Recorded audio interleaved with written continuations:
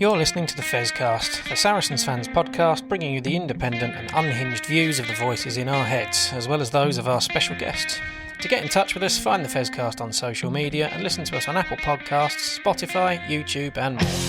Thanks for tuning in and enjoy this week's show. You're listening to the Fezcast.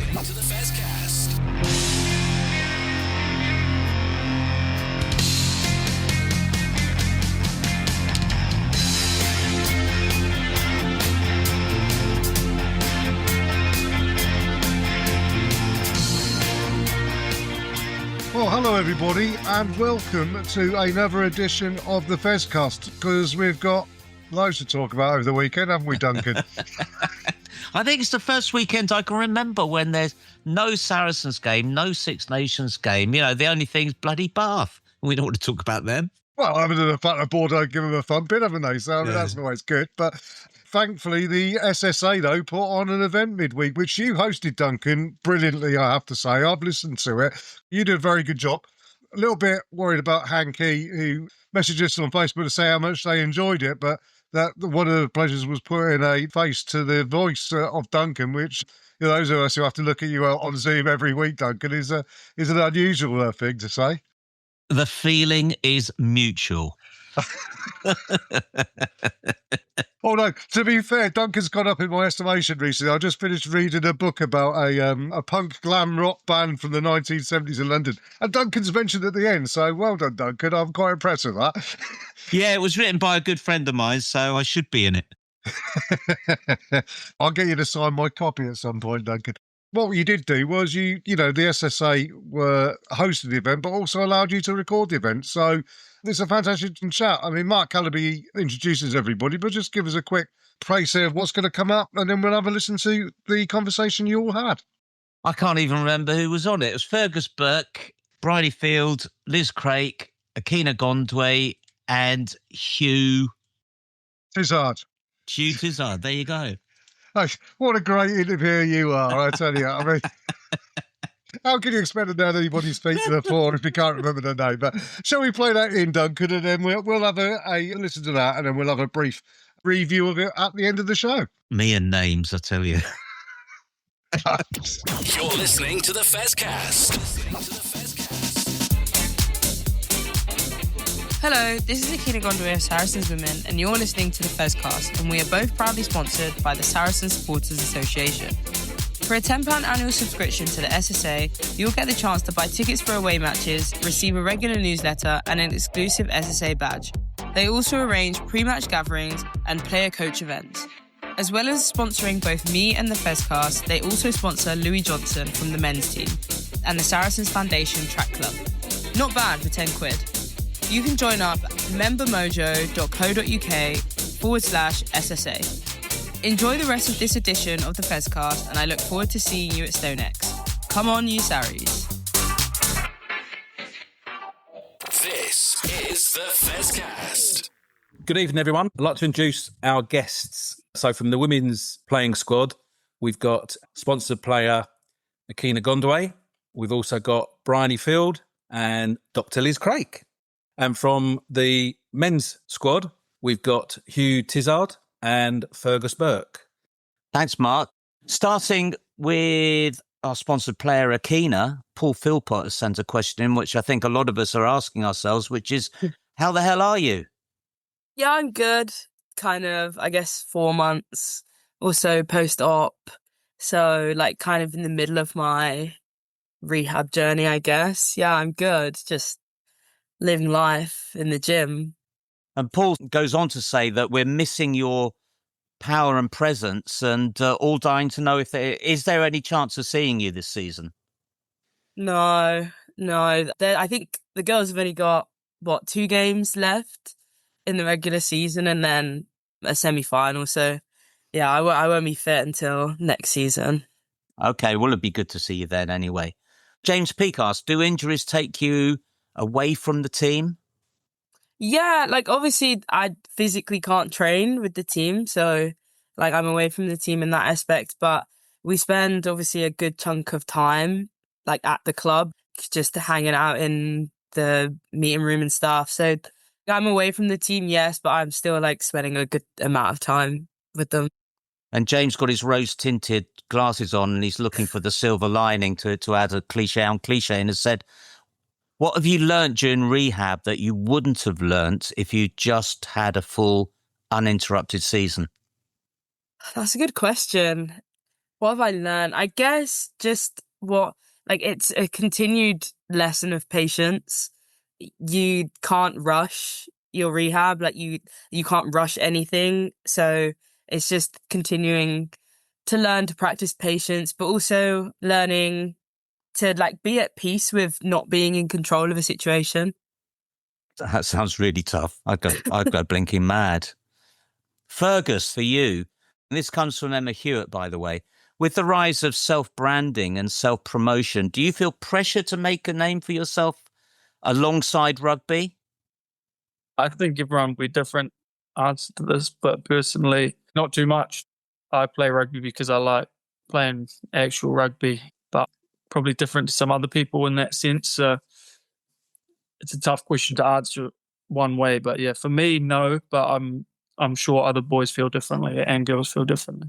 And there's no particular presence from the marketing department or anybody to go out there and build your own profile up? No, it's like you see the people that do it. They're doing that off their own back. They're putting their own time and effort, and lots of them are skilled in that area. And then there's other players that kind of more keep to themselves and let their rugby do the talking and things. So I feel like that's what's good about rugby. It allows people to attack it in different avenues and get different stuff out of it. Sure. And the last part of Emma's question is, do you feel supported by the club in general on the mental health side of things, especially in your position with so many times when the focus is on you? There must be a lot of mental pressure at times. Yeah, there is. I think in a world where it's becoming more and more prevalent and people are more aware of it, the support and everything's getting a lot better. So we're very well supported in that aspect. And the psychologist, we've got a psychologist that we can talk to about anything, that type of stuff. And the coaches are all very good if we need to talk to them about that type of stuff as well. Great. Because Akina, I think you're someone who's built up quite a strong presence off the pitch. How important is it for you to connect with fans and perhaps, especially with the women's game, help promote the women's game through your own presence outside of a match day? I think it's important. Obviously, we're rugby players, and some people, like Fergus said, it's, they want to focus on the rugby, and the rugby is how they express themselves. And then other people, they're good rugby players, but then they might express themselves in other ways as well. So for me, it's just something that I guess comes naturally. I don't necessarily post a crazy amount, but I guess what I post is engaging to people. But there's people like Liz as well. Liz posts a lot on social media about her life as both a dentist and a rugby player, and those are also things that people relate to. So it's just kind of posting what you want, and if other people relate to that's great, because then it's a way for other people to connect with you in a different way. So it's just allowing people to express themselves in whichever way they want to, and if that's social media, great. If it's not, also great. I know you've got strong opinions. I don't know if you remember last year at the dinner that you kindly attended. You asked me where you could listen to the Fezcast, and I showed you, and you told me how crap all the descriptions were. But we've improved since then. I took on board everything that you said. So, Liz, on another aspect to you, there were a lot of people who made note of the fact that 2025 was a pretty roller coaster year for you, because you started off losing your Red Rose contract and so had to go back to the dentistry, as Akina said. And a lot of people wondered how difficult it was going back to having to balance work and playing again. Yeah, it wasn't easy. It's definitely in one element, I had a regular salary, which was great. And, it was ultimately the dream job that I'd been chasing. But going back for me was hard, more so because it's trying to find, not take a backward step in my dentistry career. So if I was in kind of private practice, so I had quite a nice, more relaxed life. I could pick and choose the dentistry that I like doing. And then I had to quit that to take up the rugby contract, and then kind of go back into it in London is very competitive. And obviously, because of my rugby and because I've been pursuing that since I was at 14, I haven't been able to pursue my career as much. So like in London, it's hard to find a good private practice job when I haven't, specialized in anything. I've not done extra degrees, extra training, because one, it's very expensive, and two, I don't have the time to commit to it. So it has been tough. I've been, I would say, mostly unemployed for most of this year and this season. But yeah, kind of trying to get back into it. I was actually supposed to start a new job last week, but kind of had to push that back a little bit. So yeah, it's all been a bit up and down. I got the chance to speak to Sonic Green about this, and there were a couple of things that come out of it. She was a teacher, obviously, and she told me off straight away for calling her Sonia. It took me straight back to school. It was like standing outside the headmistress's office getting a ticking off from her. But listening to her day, she was describing how it was. It seemed to start at about 5 a.m. to do some training, then working all day and finishing off with emails at midnight. When you actually do find a job as a dentist, is it that long a day combining the two? One of the reasons I did choose dentistry is that I could hopefully pick my hours a little bit better, be fortunate enough to work part-time so I could continue to pursue rugby. So for me, I have a couple of little jobs. So basically I teach dental students in Bristol. So I drive to Bristol on a Sunday night, and then I'm going to start driving there on a Friday as well to teach. And then I work in practice half day Tuesday, Thursdays, and full day Wednesday. So it's kind of the good thing, I suppose, about dentistry is I don't really have to worry about emails. If I get an email, it's not good news. So I try not to look at them. So yeah, it is trying to fit it in. I think, as I said, fortunately, I work the half days on our training days so that I can still gym at a decent time, get to the skills sessions. So yeah, I think I'm quite fortunate with that. What a great idea, not reading emails. I must take that up. It's always a complaint, so I don't want to know. But the good news is that you're back in the Red Roses squad. Taking a bit of a dip, getting back up there, was that something within you that managed to bring you back to the peak? Or what were the key factors that enabled you to get back into the squad, do you think? My fitness was not where it was 2 years ago. So when I was first capped, my kind of gold star, my super strength as a front row forward, was that I was fitter than a lot of the front row forwards. So I could make more impacts in a game and do more carries and that kind of thing. So that was kind of my super strength. And I kind of lost that over the last 2 years. So I kind of said to myself, when I was doing pre-season for Saracens, because we had quite a long time off, I was basically right, I want to get back to that, get as fit as I can. Because for me, being fit means that I can do more and I actually enjoy the game, rather than you're in positions early, I can make decisions, and I still get stepped a lot, but I'm not getting stepped all the time because I'm not as slow as I was. So I think it was just that drive to be as fit as I can. And then once you're happy and you're confident, your rugby will do the rest. So yeah, very fortunate to get kind of back in. I wasn't expecting it at all. So going through a bit of a dip like that and coming back must give you a real perspective on what it takes to succeed in women's rugby. A lot of lessons that perhaps you can pass on as well. Yeah, I think what I've kind of said about being in camp this time is I've kind of come in with I've got some hopes. I'd love to play. I don't think I'm going to. So I'm trying to go in with hopes, but not expectations. And then also at the end of the day, the worst thing has happened to me. I had a contract and I lost it. So being in is a massive win that I wasn't expecting. And I really, didn't expect them to ever contact me again after last year. So worst case scenario, I get dropped out of camp. I've already had that happen. It can't get any worse than last year. So. Yeah, what's the worst that can happen? It's like free therapy. Yeah. Fergus, a question from Karen Wright. Good question here, very relevant in these times. Having played in the Southern Hemisphere, where the season is conducted in blocks, what's your thoughts about this English European season, where we seem to be playing a different competition every week? Yeah, I guess it's just different. It does feel like the season's been going for over a year when we get to this time of year, but I think the sun coming out kind of gets you to the end. But yeah, it's different. In New Zealand, we did 2 seasons and they were Super Rugby would be 18 games, provincial rugby would be 13 games. So as you say, it's in 2 blocks, whereas over here, it's almost in 3 blocks pre-November, the post-November Christmas period and then this last period. So I don't mind it too much, to be fair. The first block's quite easy. The second block's a bit of a grind. And then, as I say, when we get to this time of year, the sun comes out and it gets you to the finish line. So it's been good. On that black rubber pitch, is the sun a good thing? It looked really bloody hot on Saturday. Nah, I'm not a big fan of the black rubber pitch, to be fair. It's quite brutal on the body. And when you get a hot day, like we did on the weekend, it was seriously hot out there. It's better in the winter when the pitch would be muddy and wet. But when you get to this time, you see the grass pitches looking the way they do. You kind of wish you could just play on them.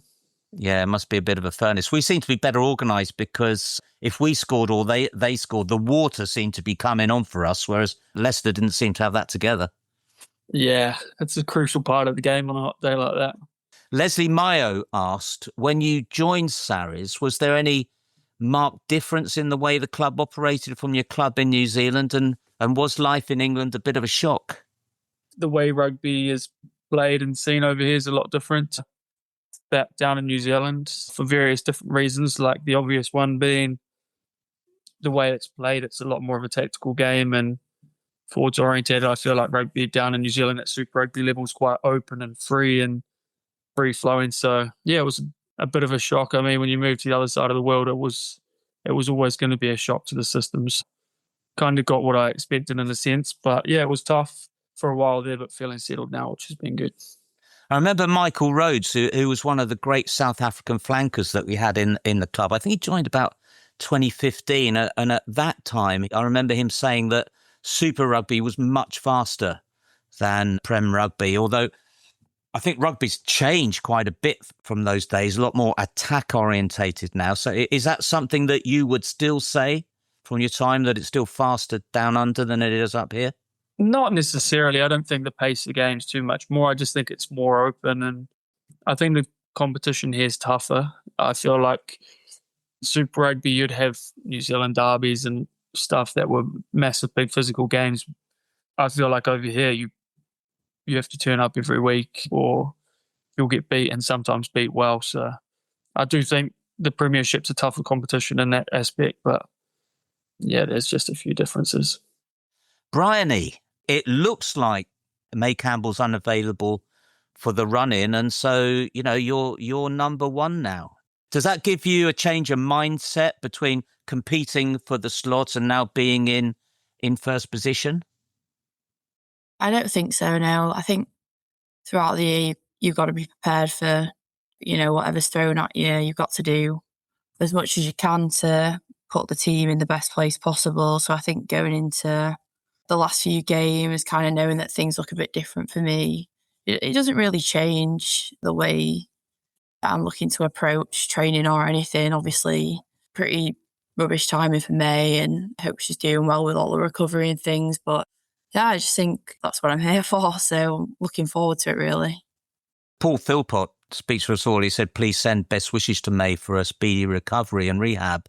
But he asks, apart from yourself, do you know of any plans to bring in any more cover at hooker? And I think he's got a fair point, because looking at the squad on the website, I think the only other listed hooker is Daisy Fitzgerald. And given your position, that would be a bit light, wouldn't it? I have spoke to Alex about it, but we've got a couple of options there in terms of depth. I think it's still a bit up in the air at the moment, because there's chat around bringing someone to sort of cover off the bench spot, but also a couple of girls within the squad have a bit of experience there. So it's like, do we bring them in or do we look elsewhere? But I don't really know. I just hope he doesn't find another international somewhere. A couple of girls who aren't hookers playing at hooker, do you trust them? Yeah, I'm sure it'll be fine. I'll back them all. You joined the club in 2023. How do you think your game's developed since leaving Loughborough, and what's it like facing your former teammates? I think one of the main differences since leaving Loughborough is, especially having Kevin come and coach this year, he's obviously French and he's brought like a really new perspective on our attack, playing with some of the Canadian girls as well. I don't think they play in the sort of conventional way that we were sort of taught at Loughborough a lot. So I think coming through that transition has just helped me open up my attacking game a lot more, and definitely something I'm still looking to work on. It helps as well, when I was playing at Loughborough, we felt like we were defending all the time. So didn't feel like I even really had the chance to look at my attack. But yeah, it's definitely helped coming to Saris. I think a lot of the culture around how we play as well is just sort of backing yourself, and no matter what the decision is, sort of just doing it with your chest. And I think having that mindset as well has helped me a lot, because I used to get trapped in a bit of a sort of an indecisiveness, which wasn't great. So I think coming to Saris just helped me definitely work on my attack a lot more.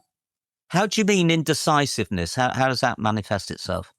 I think just not trusting your first instincts. Like when you're playing rugby, you don't really have time to stop and think about what decisions you're making. It's almost like habit, it just happens in the moment. So I think being able to tap into that and trust the way you're feeling is important to make those decisions and make them work.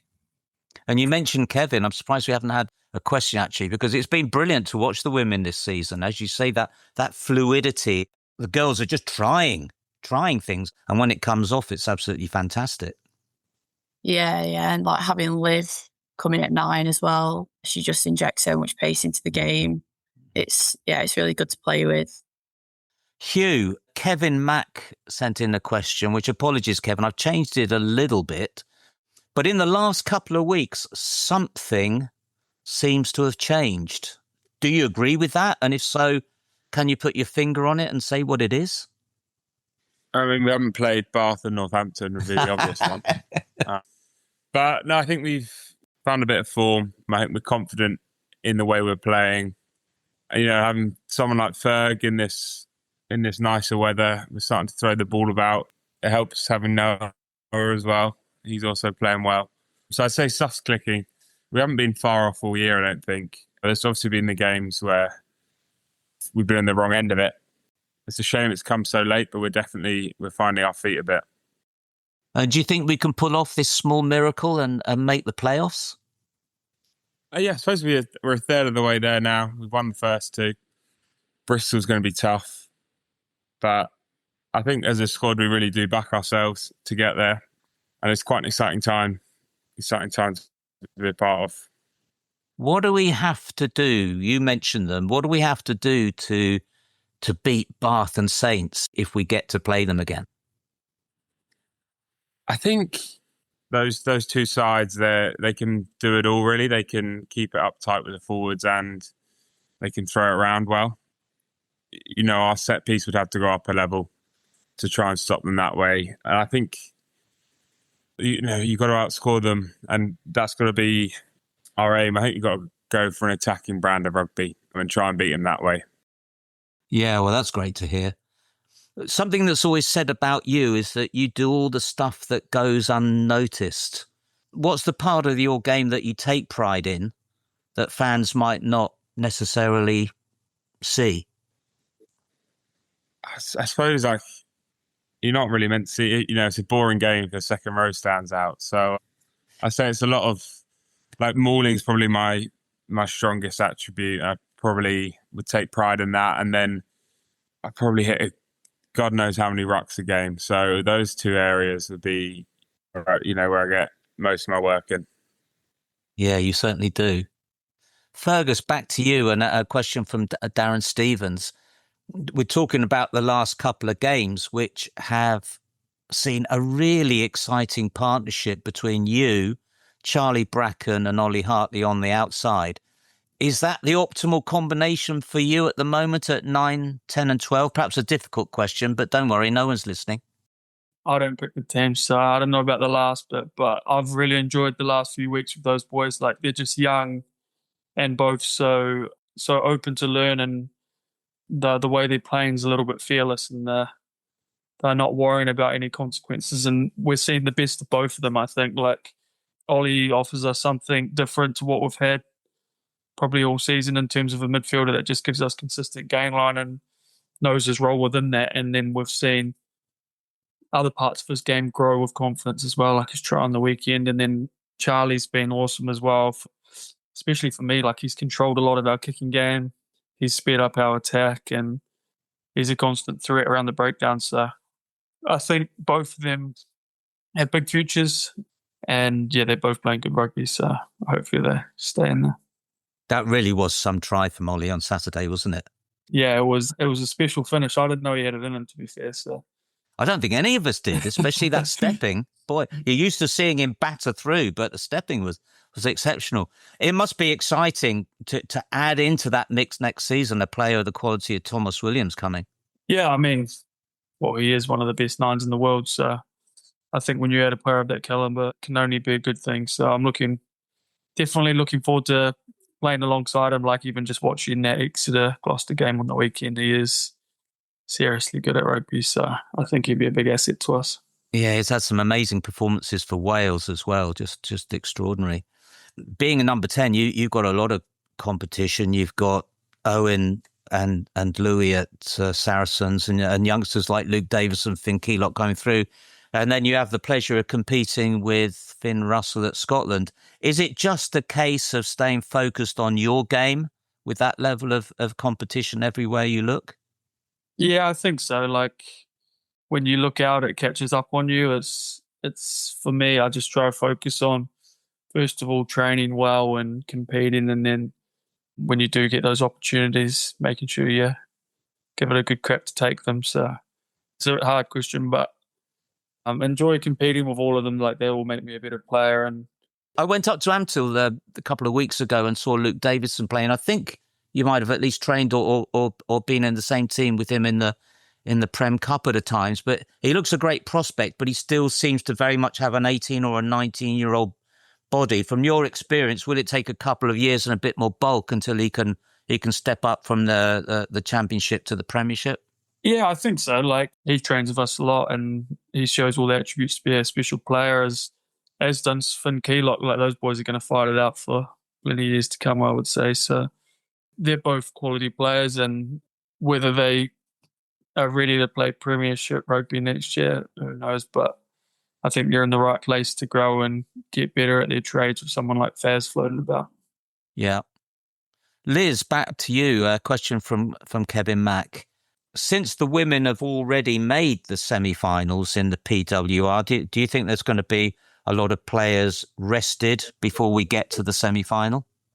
I'd be surprised, only because, as we were saying, there's only like 2 games post this kind of break block. So, because we would have had essentially almost 2 months of not really playing any games. I mean, I'm no coach, but I don't think it would make sense to then rotate and not have some consistency leading into semis and hopefully finals. So I'd be surprised. But some of them would be coming back from the Six Nations or international competition in the other side of the world, I guess. So there might be maybe one of those games, a little bit of rest. Yeah, maybe. As I say, I don't know what the regulations are with the international players. So I don't know if they'll, be told they have to have less minutes or... Yeah, I don't envy being Alex, to be fair. Is there at all a motivational problem in those 2 league games before we get to the semi-final, knowing that we've already got the job done for now? No, I don't think so. I mean, granted, obviously, I've only been at Sarries this season, but I think having lost out on the win last year, you can't rest on your laurels and be like, okay, well, we got to the final, so it doesn't matter. It's like, no, because we want to win. We want to be the best team in the league. So there's no lack of motivation. Because hopefully it'll probably be a rematch of last year and then we can set the history books correct this time. Hope so. So yeah, a similar question to that asked of Hugh about Bath and Saints for the women. What do we have to do to beat Gloucester?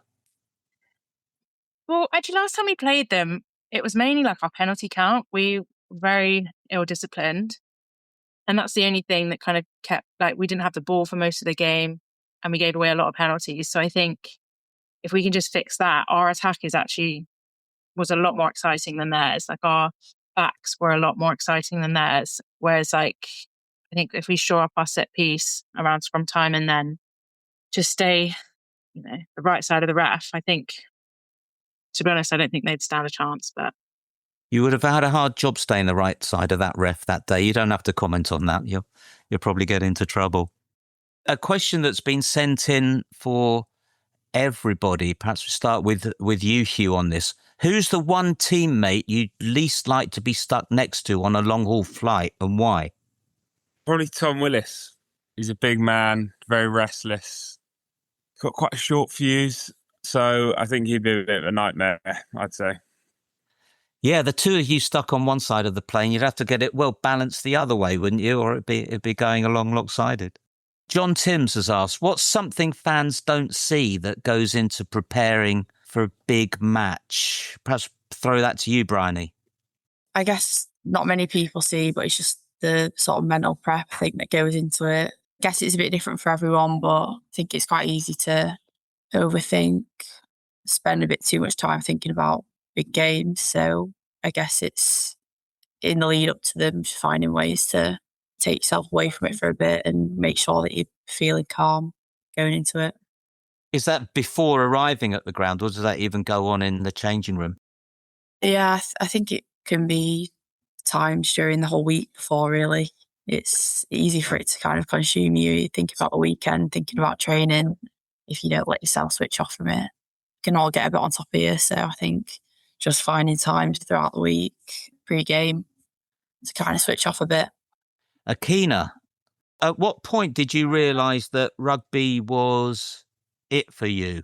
This is from Rebecca Thorne, by the way, and she's asking, were you a kid who never left the training ground, or were you dragged by your parents until one day it clicked? I didn't start till I was 15, so I was doing athletics and netball because I went to a netball school, like a school that pretty much their sport was netball, and then I did athletics outside of it.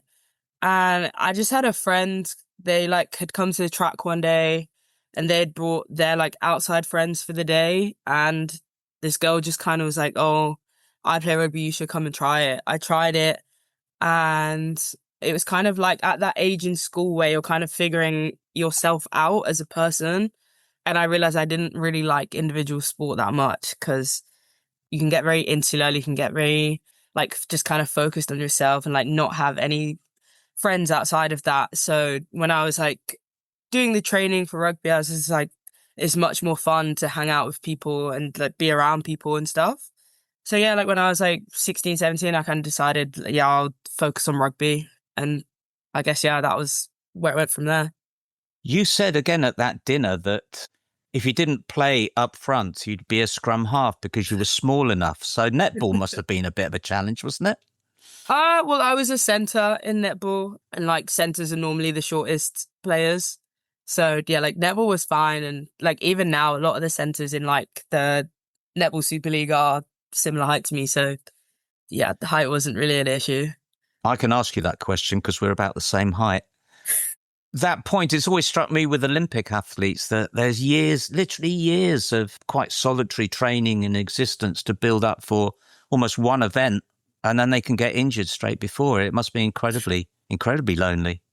You have your goals and stuff, so it's you're doing it obviously with purpose, but it really depends on the type of person you are. Some of the best athletes, they just have something in them that it doesn't matter that if they're doing things alone, that's what they're driven by. But it wasn't for me. No, I can imagine. Hugh, someone called Mark Calaby made the comment that you're a big unit, so why don't we throw to you more in the line-out drills? I think I'm too big a unit, I think. With who we've got, when Wan's fit, he's the best jumper in the world, and Nick's not far off that. So you've got so many options, and Maro's still got it. So I'm a last resort, I'd say. And Theo's got sticky hands. Quite amazing at times the way the ball sticks to them. Fergus, Greg Hilder has asked, why is it that many of our narrow losses in the final minutes seem to involve kicking the ball away rather than keeping it in our own hands? I think he's talking more about earlier on in the season. And he's making the point that this gives the opposition the upper hand when we should be protecting a slender lead. Yeah, it's a tough one to answer without the moment itself, but we kind of have a rule of thumb that if there's a minute or just over a minute left on the clock, we're happy to wind the clock down and little forwards pods. But any more than that, the way the game's refereed at the moment, you're more likely to give a penalty away with the ball than without it. So right or wrongly, we sometimes made the decision to back our defence depending on where we're giving them the ball. So as I said, it's a tough one to answer without the actual moment, but That's a little bit of insight into what we're thinking in those moments. So more likely to give a penalty away carrying the ball than tackling. Have they given statistics to back that up or something? Yeah, statistics off your feet. The game rewards jacklers so much at the moment. So all things like that you've got to take into account. And something that's puzzled me, I'm not talking about you here, but often more from fullbacks, you often see the long kick down the middle. And I've never understood that really. And a lot of people who sit around me always going, why are they doing that? It goes straight to the opposition player who's able to run it back with the option to go in both directions. So can you give us any insight into what's the thinking behind those long kicks down the middle? Yeah, I'm not sure. I don't think we've probably done that much this year. We pride ourselves on being quite a contestable kicking team, especially with freaks near like Noah and Rotti and Tobias and all our wingers. We've got a luxury of being able to put the ball in the air and give ourselves a chance for at least winning it back. So I guess ultimately you don't want to be kicking the ball down another team's throat. If you can find grass in a long kicking game, you can get reward as teams will put the ball off if you catch them in their 22 and then you can go to set piece. But the way we play the game is more contestable kicking. And the way the game's gone, as we were talking earlier, giving the ball away is more dangerous now than it was, I think.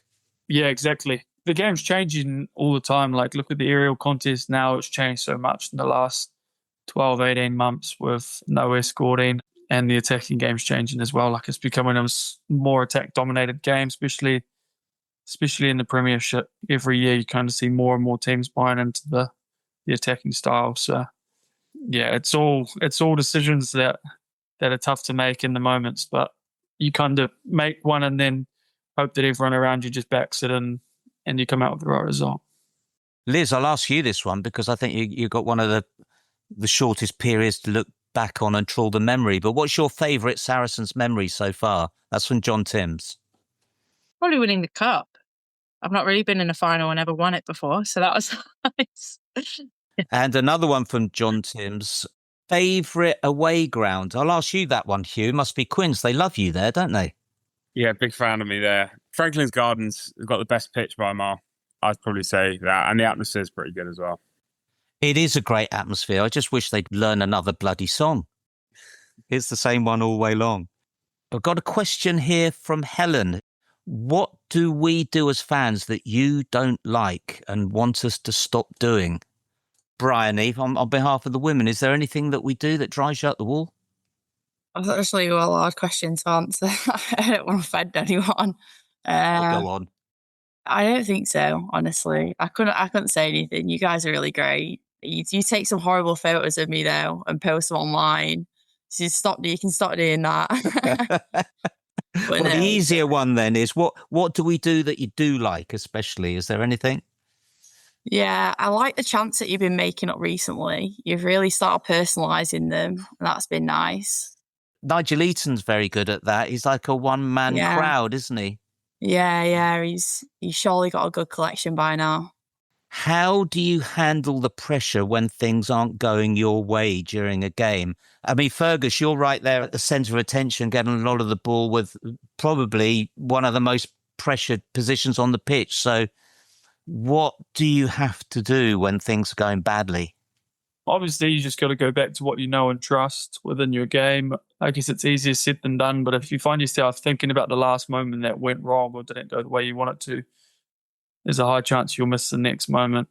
You've got to fix it. So try not to live in the past too much. And I think one thing that we've got better at, especially over the last few weeks as a team, is helping each other in those moments and understanding when people might require a wee bit of a pick-me-up or whatever it is. Who in the squad doesn't get enough credit from fans or the media for what they bring to the team? I mean, Liz, that's Olivia Apps, isn't it? She's never getting any credit. Oh, I think it's very well deserved. I'm always singing her praises. She steps me all the time at training and it's so embarrassing. Oh, who doesn't get the credit? That is actually really hard because I'm too busy with my head in a rock to notice what's going on myself. So I think it's just, oh my God, who am I going to say? Like trying to pick your favourite child, is it? Yeah. I won't keep you on the spot then. And Hugh, that Noah Kalori, you wouldn't know from the media that he's doing great things, would you? No, he's pretty special, that kid. He also loves his social media, so he's had a fair few fines from the committee at the club, trying to keep him humble, but when he keeps scoring like he is, quite hard. It's frightening, isn't it? I mean, that one, again, that we talked about Ollie, but that try he scored was just incredible. Yeah, there's not many other wingers or players, I think, that can do what he can do.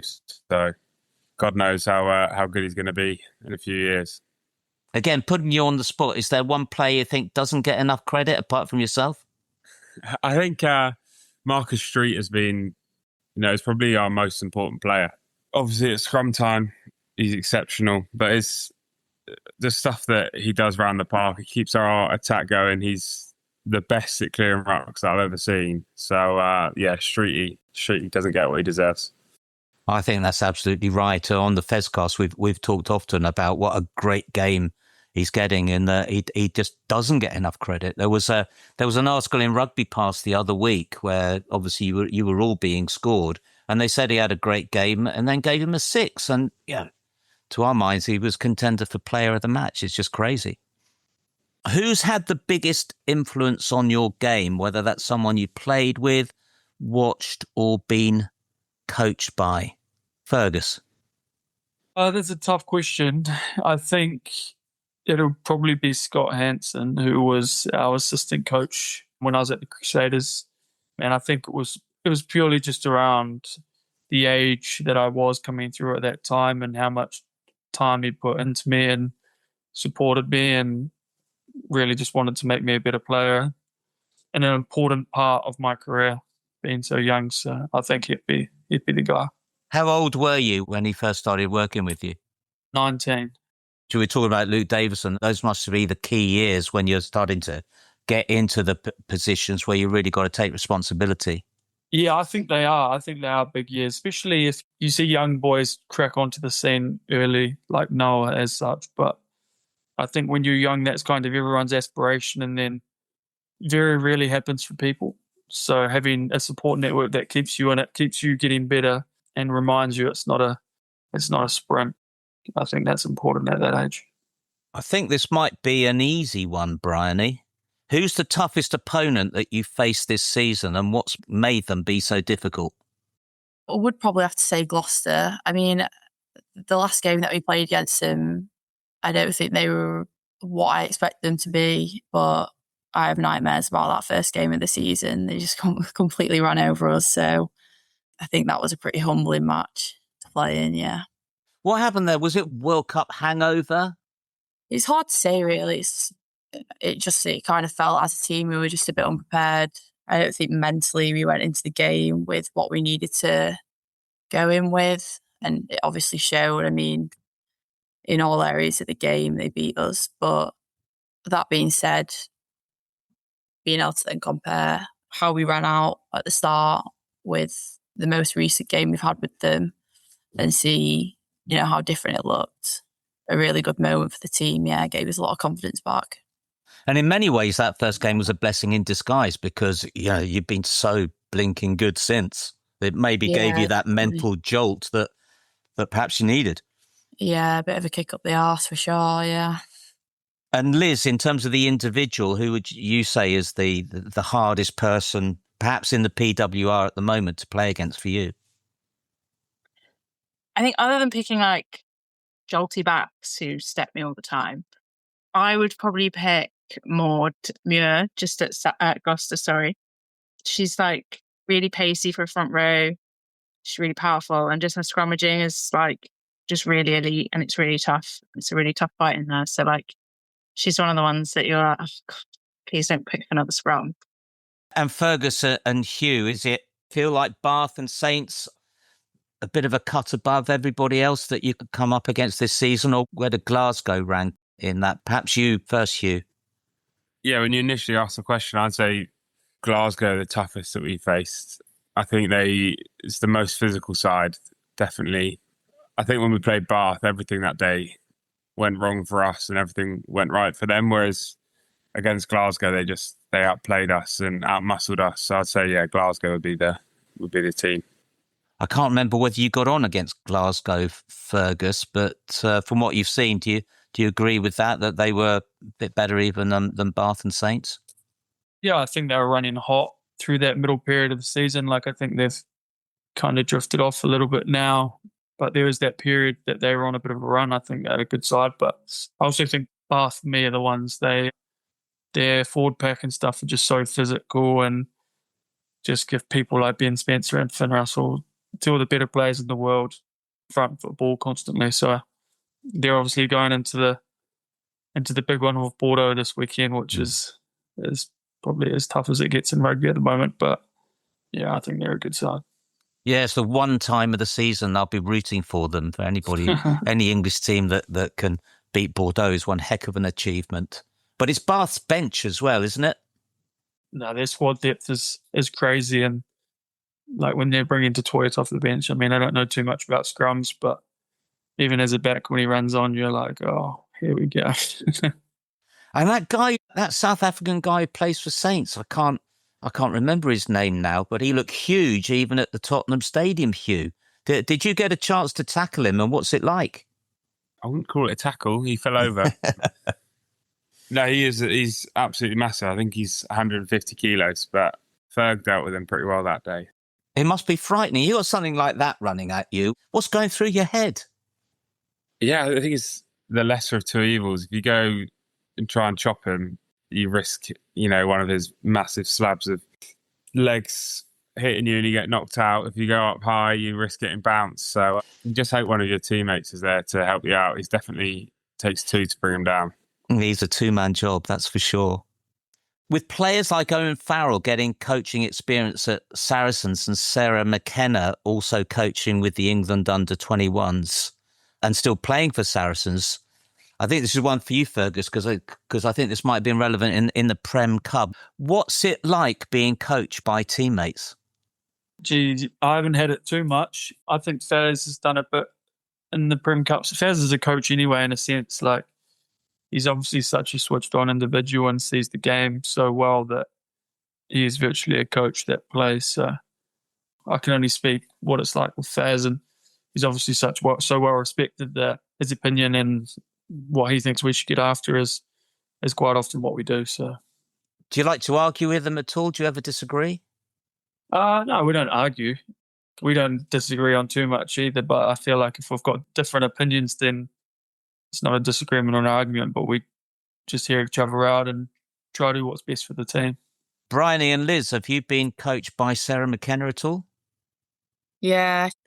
She's been around for so long anyway. Like Ferg was saying, they kind of step into that mentor role anyway. I guess the transition from becoming player, coach, it feels quite natural most of the time. I think it would be weird if one player maybe retired and just out of nowhere came into a coaching role, but it doesn't really usually happen like that. So yeah, it's pretty cool. And also being coached with someone that you played alongside, you've already shared a lot of experiences and you know that they know what it's like to be a player. So it offers that other level of connection, I guess. Liz, who would you say is the hardest trainer in the squad and the one who sets the standard every single week? Me. No. Who would I say? I think when it comes to like attitude and like going 100%, like Marley is someone who will absolutely hammer you at training. And she's always running like full pelt, even when it's like not technically a full pelt kind of session. So she definitely kind of sets the standard there in terms of like not just leadership as well, but like, yeah, in terms of skill. And what's she been taking recently? Because she just seems to be better than ever. She seems to be gliding across the pitch where she's always been a great player, but it didn't necessarily seem an elegant player. And she's just having, I don't know whether it's an Indian summer or whether it's just higher standards, but she's having one heck of a season, isn't she? Yeah, she's class. Like, I think it just shows like the caliber of player that she is. And I think as well, like something that I maybe wasn't necessarily expecting from her, because we know, like I've known what it's like to play against her, like definitely the last few years, I think she's turned up her like mentorship and leadership like heaps as well. Like she's like, for example, at camp at the minute, she's like one of the first people to check in and ask if I'm okay and if I need anything. And like especially with all the other new faces as well. It's just been the same. So like, yeah, it just kind of shows what a class like player and human she actually is. I don't know whether you've noticed whether she's putting more effort in, because it seems that nothing lasts forever, let alone the career of a rugby player. And she's just determined to make the very most of what is probably her last year or two. Yeah, maybe. Obviously I don't really know, but I think she's just that kind of person. Like she can't go half in for anything. So she's always going to give it like her all, whatever role she's been given. So. And Hugh, a question here, I think, again from Kevin Mack, I think, that did you notice anything detrimental perhaps with the loss of Phil Morrow when he went to England? I wouldn't say so, no. We brought in Vince, who's been amazing. Very different character to Phil, a bit more relaxed. You can have a bit more of a laugh with him. But no, I think they've got it down to a fine art, the S&C department, particularly this time of year. They look after you a lot, knowing that you've played a lot, or they push you harder if you haven't played so much. But I wouldn't say I've noticed anything too different. I remember a few years ago, the incredible transformation that they brought about with Will Skelton and turned him into one of the world's best players at the time. And similar kind of thing seems to have happened to Rhys Carey, hasn't it? He's just turned into this incredible player right now, both for Wales and for Saracens. And I wonder how much the S&C boys would claim credit for that. I think they will, yeah. I think his Deliveroo account as well, I think that's been banned. So he's been on a big diet, and it does seem he's probably lost 10, 15 kilos, and that's made all the difference. He can now do the stuff around the park that he couldn't do last year, and helping at scrum time, and it's helping us elsewhere as well. He's in a great vein of form, that's for sure. Liz, you mentioned winning the cup. Is there any particular young player there that we haven't necessarily taken much notice of that you think has really got a big future? Do you know who I absolutely adore is Chloe Flanagan. One, she's a front row after my own heart. She's converted from back row. She's also a really good egg, but she's got pace. She works really hard on her scrummaging, and she puts a lot of effort in at training. She will chase down every ball if she can. So yeah, she's definitely one to watch. And Fergus, what about in the Prem Cup squad? Was there anybody who really caught your eye that isn't already getting a bit of attention? I think there's some good young backs coming through. People like Jack Bracken and Angus Hall. I think both of those boys have big futures. Does Angus train at all in the centre? Because when he plays for the England under-20s, I think it is, he actually turns out at 13. Is that something he ever does at Saracens? Yeah, he does. He can play 13, playing a fullback. So, and these days, especially when there's usually only a place for two backs on the bench, that ability to play in loads of positions is pretty important, isn't it? Yeah, it can only hold you in good stead, I think, especially for how well he can play all three positions. As I said, I think he's got a big future, and I don't think it'll be that far until you see him consistently playing. I'm really glad you're playing at 10, but you had a great couple of appearances at 15, I thought. Is 10 the preferred position for you, or do you prefer perhaps the extra bit of freedom that 15 gives you? I'd prefer 10, but I think that's purely down to the fact I haven't spent too much time playing fullback. But as you say, being able to play a couple of positions is the way the rugby's going, especially for backs with 6-2 benches and things like that. So it's not something that I would shy away from. Akina, perhaps one for you, one you've had more time to think of for anybody else. But if you could give one piece of advice to a young fan who's dreaming of playing for Saracens or anyone at the top level, what would be the top advice that you'd give them? I feel like I've been given the hardest question. What the hell? Just keep enjoying rugby. The more you enjoy it, the more you're going to want to put the effort in, the more you're going to want to do the things that are going to get you as far as you possibly can. So just keep enjoying it. That's a good advice for life in general, is find the thing that you love. If you can do that, combine it with work, you're on a winner. And Hugh, what's your best rugby memory so far? Yeah, probably the Premiership win in 23. Yeah, rugby-wise, that would be it. Yeah, I can't think of anything that can trump that. That was a pretty special day. It was a brilliant season. It was actually my favourite season as a fan. And it wasn't just that we won the Premiership, which was great, having gone through the couple of years that we did before, but it was the style of how we played and a number of crazy comebacks. Did you play in that crazy comeback against Saints? Yeah, I came on at half time. I've been away in the week. Yeah, that probably sticks out as my favourite game, I think. When you came on, did you think there was any chance of us winning that game? No, I thought it was a bit of damage limitation, I'd say. But we were lucky enough. We had Elliot and Ben. They weren't with England at the time. Those two were pretty special that day. It was almost like, I think it was Eddie Jones was England manager at the time, wasn't he? It was almost like two fingers up to him from those two, wasn't it? See what you're missing. Exactly that, yeah.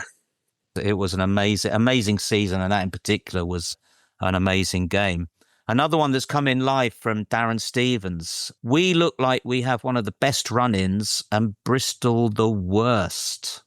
So we perhaps a variation on what we asked before, but what do you think of our chances? I asked Hugh that before. So Fergus, how are you viewing the run-in and what's the feeling?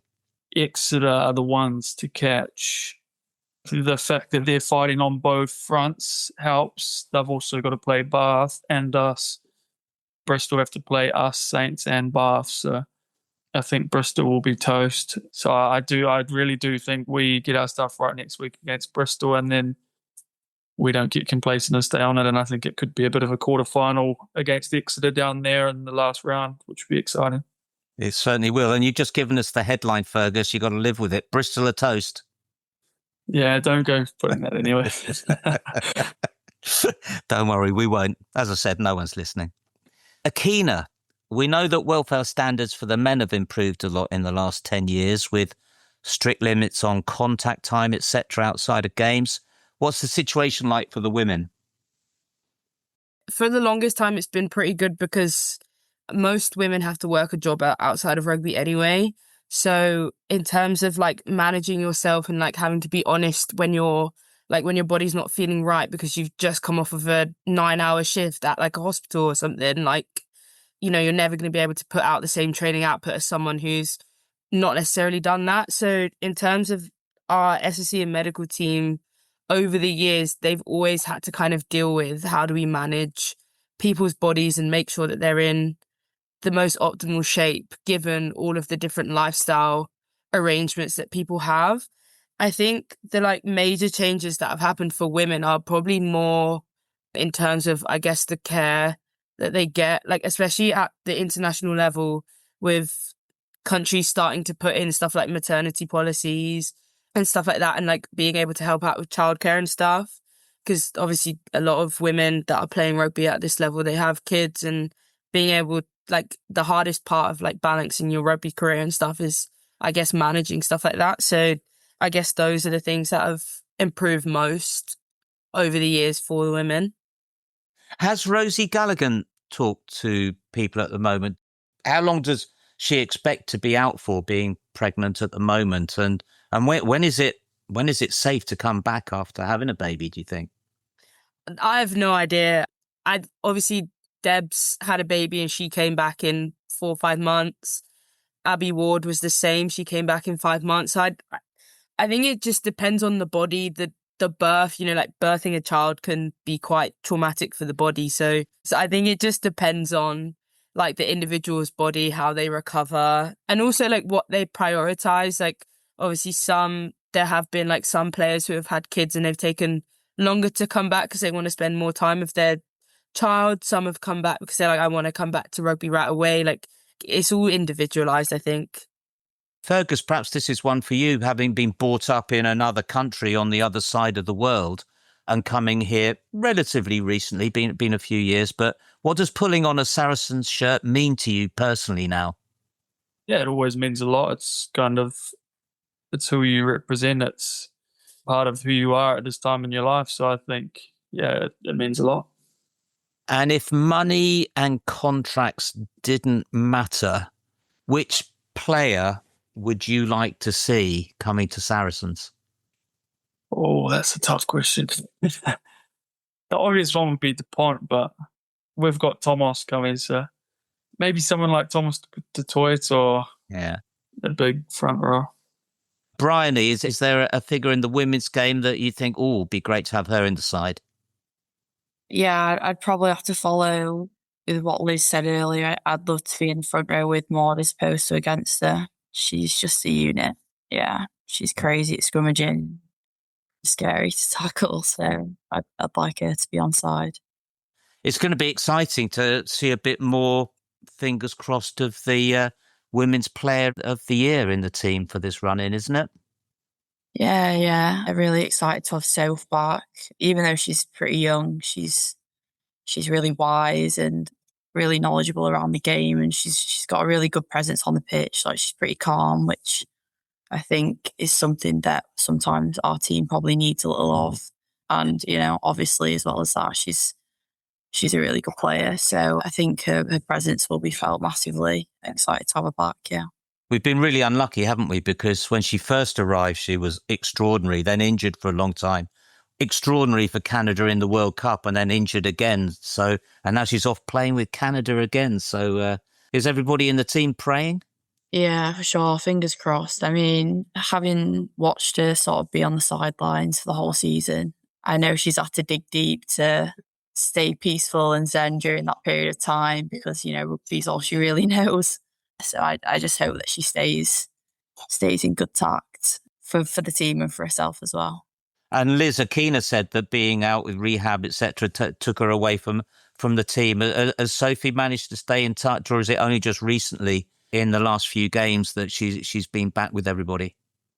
She's kind of been in a rush. She used to have like quite long gym sessions, so you kind of see her in the gym a little bit, and then she's kind of reached the end of her like rehab, as like got more involved with the lineups and stuff. But she'd always bring the bike out, and she'd have bike sessions, and so we'd be training, and she'd have the bike out on pitch as well. So she was involved but not involved, and she was kind of there. So yeah, it'd be great to see her, and she's one of the players that we haven't had against Gloucester again. If we make that final, and if it's Gloucester, which is expected, and it'll be great to see what impact she'll bring as well, which will probably help to make the difference, won't it?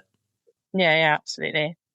Hugh, looking ahead, what excites you most about the future of Saracens?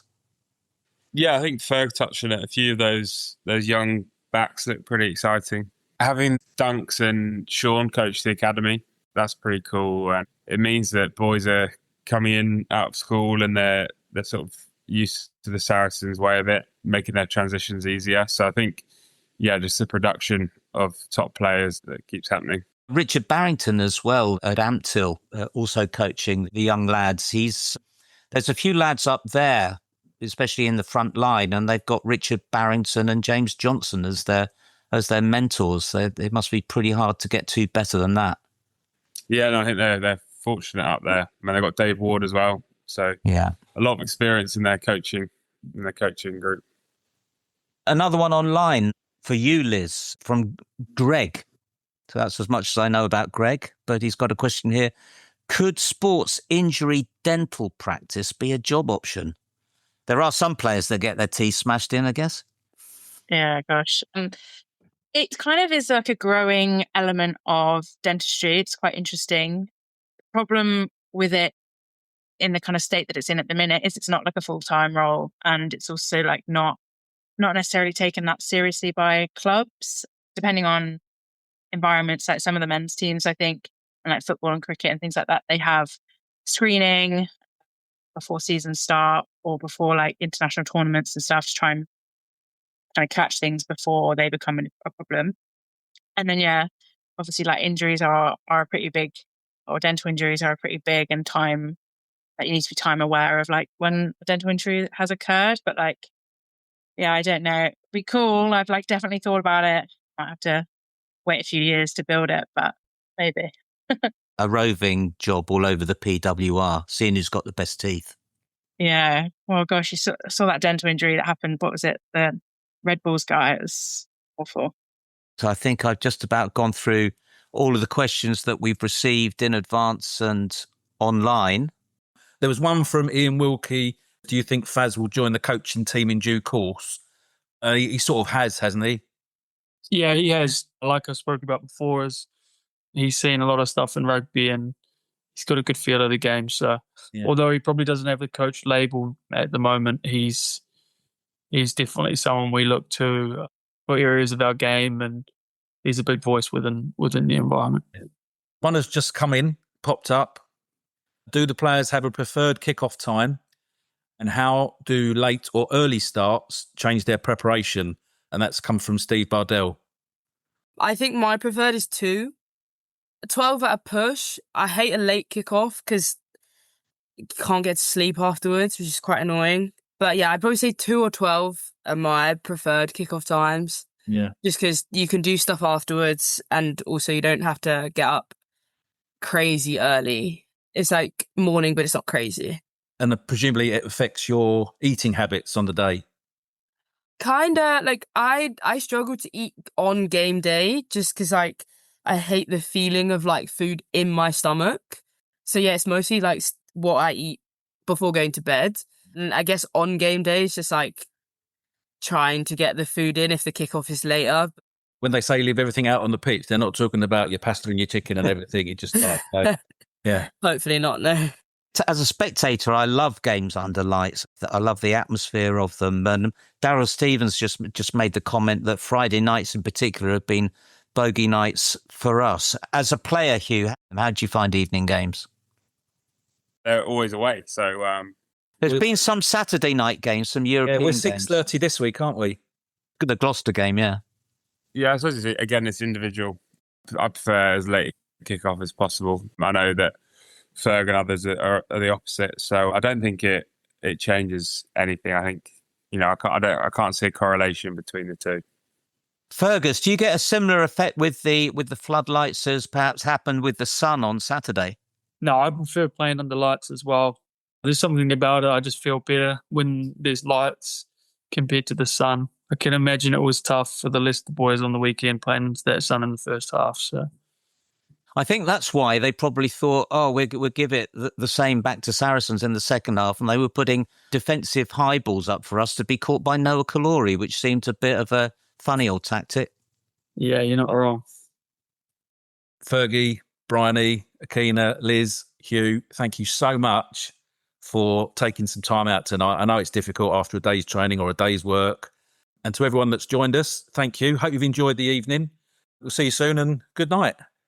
Thank you. Bye. This is the Fezcast. Welcome back, everybody. And yeah, what a fascinating evening that must have been, Duncan. You covered an awful lot of ground with an awful lot of people. Well done to you, number one, for keeping everybody involved. I mean, I know Akina at one point appeared to have perhaps dived off and got her dinner or something because, but I mean, obviously she's out injured. But yeah, no, I think you did very well to keep everybody involved. And the questions that came from the fan base were excellent as well. Yeah, they were, thank goodness. It would have been a lot of work for me to think up about an hour and 20 minutes worth. And it was more difficult with Akina because when you're out injured for the season, there is less to ask. But the bits she did were quality. Yeah, she is very engaged, isn't she? And I think it was quite interesting where they were all talking about social media and how some people like to have a social media presence. Other people just like to get their head down and just do their day-to-day job. It's the first time I really heard from Fergus. Very humble chap, quite softly spoken. A bit like, I found Rhys Carey the other week. Obviously very committed, though, to his job. And it was a good time to interview him. If he hasn't already, he's staking his place as first choice, isn't he? So it's a good time to have a word with him. Like a lot of New Zealanders, he's pretty laid back. But I bet underneath it all, there seems to be a very determined fella in there. He was happy enough to be very honest. And I thought the comment he made about playing on the pitch in the summer, your home pitch, and you don't particularly like it very much. He obviously copes with it, deals with it. That's the bed he's made and that's the one he's lying in. But it's an interesting comment that, in the winter it's lovely, but in the summer it's bloody awful. A lot of players do say that. As was covered, Saturday, it must have been a furnace. It's black. I don't know if you've walked on it, but it's black. Yeah. And it really radiates heat when it gets some sun on it. And I'm surprised that you don't see more players wearing tights. I'm not sure even. Does Max Malin still wear the tights? He certainly used to all the time, but some of the burns can be really big. Well, I've been watching the Tour of Romandy and the cycling as well. You see cyclists come off and get those gravel burns and everything. It's very, very similar to what you see on the rugby players, don't you? So, was it Ben Earl got one across the face as well, which made him look like someone would have got a match on him or whatever, hadn't they? But it's a community stadium, and living locally, I see the lights on every night, and it's a very, very busy place. A lot of players now are fans of, can't remember the name of it, but it's where the grass is held in place with a sort of plastic coil around its roots, and that tends to hold up well in the winter. But I don't know whether the constant battering that StoneX gets every night from amateur teams and whatnot would stand up to that. There's two other things I wanted to pick up, though, on from what Fergus said. And number one was the relationship him and other players have with Owen Farrell. It very much, I kind of read between the lines. It's the old Brian Clough story, isn't it? I mean, you'll know this from your Nottingham Forest history, Duncan, that, Brian Clough was once asked what happens if you have a disagreement with a player. And he says, we sit down in my office for half an hour and then we decide I was right. It does seem to be that, there's an awful lot of respect for Owen Farrell, that he certainly is held in great esteem for his knowledge and his ability to impart that knowledge to players. And obviously, we discussed it last week, didn't we? We were wondering whether it was a bit of a pressure on Fergus at the start of the season, Owen coming back. But clearly now that, as you say, Fergus has staked his first team credentials to the mast, he's now tapping into that vast knowledge that Paz brings to the side. It's what we expected, that now Owen's main purpose will be perhaps as a late-stage replacement and coach. Fergus insisted that they can have disagreements, but jury's out, isn't it? Yeah, I was going to say. I mean, and I think it's all done in the correct way. But I think because Owen does drive those standards so high that people will respect what he says. The other thing that Fergus mentioned was in relation to when you discussed about how much he was enjoying playing outside Charlie Bracken and inside Ollie Hartley, and he was talking about young players. And the word he used was fearless. And I think when we talk about perhaps players like Ivan Van Zyl, for instance, who's in direct comparison to Charlie Bracken, having a different way of playing, it's because probably when Ivan was 20 years old, he didn't have the fear. But it's the point when you learn the consequences of doing things. If that's never happened to you, you don't have that fear. And I say, I'm watching the snooker world final at the moment. You've got a young Chinese guy who looks about 11, but he's 22, Hugh Weezer, playing. And he doesn't know the consequence of getting things wrong because it's never happened to him. Whereas older players will know what happens. So therefore, maybe they do play a little bit inside themselves. I'm glad that someone brought up the question of mental strength. I was once lucky enough to have a good word with the psychologist at Arsenal, and he said something that had never occurred to me, which is, imagine you're in front of 60,000 people, you're a defender, and a high ball's coming over, and in front of 60,000 people, you've got to trap it. Now, when you're young, you probably haven't balls that up many times, but yeah, the more it goes on, the more you have to exclude from your mind all those mistakes you've made in the past.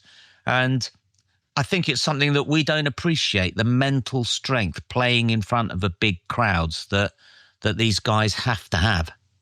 And again, I think it's important that the older players who've been through that, who understand that, help the younger players. I've just read a thing about Ben Stokes, the England cricket captain, who in a county match smacked a young lad for 24 off a one over. He was a new bowler.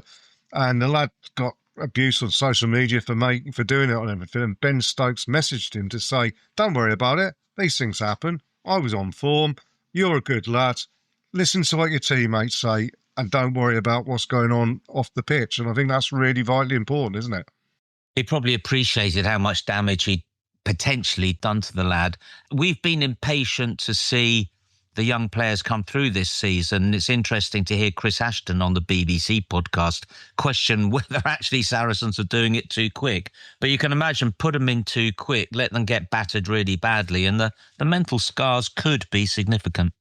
They could indeed. They could indeed. Talking about younger players, though, I say younger players. I don't think he's younger. He's a mid-career players. But it was lovely to hear Hugh Tizard when you asked the question, a vitally important question, I think, who do you think is underrated in that Saracen side? And almost without hesitation, Marcus Street's name came up. And we've been pumping Marcus for some time now. And I said before he got injured all some international times that he could be an England player, particularly given the issues they got at tight head. We've spotted it, but it's also great that the players know it as well and are prepared to pump the lad as well. It's nice for Hugh to come up with something that perhaps shows that we don't talk bollocks all the time. Because, it was nice that he said Marcus Street, especially as we have been bigging him up recently and saying that he's just not getting the credit he deserves. And the last thing on the men's side that I was found interesting, and actually follows into the women's side, the question about kick-off times and how different players like different kick-off times. It makes me wonder whether team selection comes into it, whether the coaches know that Hugh Tizard's a late-night player, whereas, Harry Wilson's a 2 o'clock in the afternoon player. Does that bear in any weight in selection, do you think? I've never heard it. I mean, you'd imagine they're pros, wouldn't you? Yeah. And the time of day is not, they're going to cope with it. They're going to find ways to be as good at, we got a 12:30 kickoff or something against Quins and a 6:30 against Gloucester. Yeah. So, they just got to deal with it, haven't they? You talk about the strength and conditioning coaches and the mental prep coaches and all of those sort of people. Rugby players, bit like being in the army, really, I suppose, is they like to be told, you're doing this at this time, and this is what you're eating, and this is what you're drinking, and this is what you're wearing. And, you just go through life being told, shoved from pillar to post and told what to do. Everything else around just playing is taken away from them. But, the indication from what, Bryony and others were saying is that the preparation for a game is very individual. So some of them probably like to lock themselves away with their headphones on, and the others are probably chatterboxes. There's probably a tailored package for each of them. I used to have a couple of glasses of port along with one of the lads who used to have 3 pints of Tennessee strength. So, there you go. It's all different, isn't it? But there we go. And the last thing I wanted to pick up on, though, was the question about pregnancy. Now, obviously, we've got Rosie Galligan in our squad who's taken a back seat now and is to start a family with Marley, which is, wonderful news and everything. But it's an interesting thing to do if you think, your career's quite short and you're going to take a year to 18 months out to do that. It's a brave thing to do, isn't it? Yeah, but it's a very important thing to do. If you leave it too long, you might lose the chance. So, and it seems to be with endurance athletes in particular, and this might be appropriate to rugby players, that they can actually come back stronger than they were before. Yeah, indeed. 2 long-distance runners from the early 80s from Norway, Greta Weitz and Ingrid Christensen, both came back after pregnancy and upped their performance levels hugely. Potentially there is, we've seen Abby Ward down in Bristol. She took time out before the World Cup to have a baby, came back and was playing at, if not better levels than she was before. Fingers crossed that it's going to be the same. For Rosie, yes. For Rosie Galligan. Well, yeah. Well done, Duncan. I've got to say, I've been out doing some very physical work in the garden today and I'm shattered. So I'm bad enough to start with. So. I only did a 6K run this morning, so, that's... chicken feed. And the ironing, but there we go. And watch the snooker. That's probably enough on that. The conversation you had with the guys speaks for itself. Just to say again, thank you for the SSA for putting that on, and thank you, Mark Cullaby and the rest of the team for allowing us to record it and use it for this week's Fezcast. We'll be back next week in the aftermath of, hopefully, us putting the Bears on toast down in Bristol.